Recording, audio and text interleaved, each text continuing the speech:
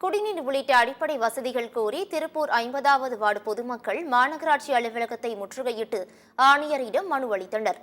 தங்களது கோரிக்கை மனு மீது நடவடிக்கை எடுக்க தவறும் பட்சத்தில் சாலை மறியல் போராட்டத்தில் ஈடுபட இருப்பதாகவும் குடியிருப்பு வாசிகள் எச்சரித்துள்ளனர்.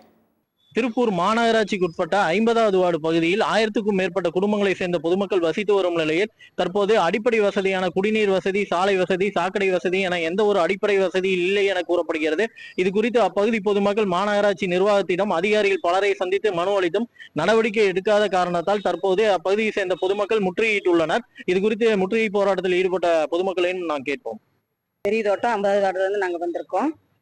அங்க சரியா டிச் எடுக்கிறது இல்ல, டிச் எடுத்து போட்டாலும் குப்பைகளை வலிக்கிறது இல்ல, 10-20 நாள் சொல்லி பண்றாங்க. அதே மாதிரி தண்ணி சப்ப தண்ணி தான் வருது, நல்ல தண்ணி வர்றதில்ல.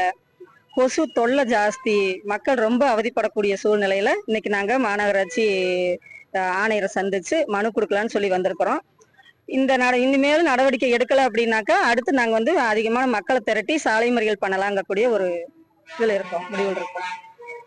மாநகராட்சி நிர்வாகத்தினர் விரைவில் நடவடிக்கை எடுக்காத பட்சத்தில் அப்பகுதி பொதுமக்கள் அனைவரும் மறியல் போராட்டத்தில் ஈடுபட போவதாக தற்போது தெரிவித்துள்ளனர். சத்தியம் செய்திகளுக்காக திருப்பூரிலிருந்து ஜெரி.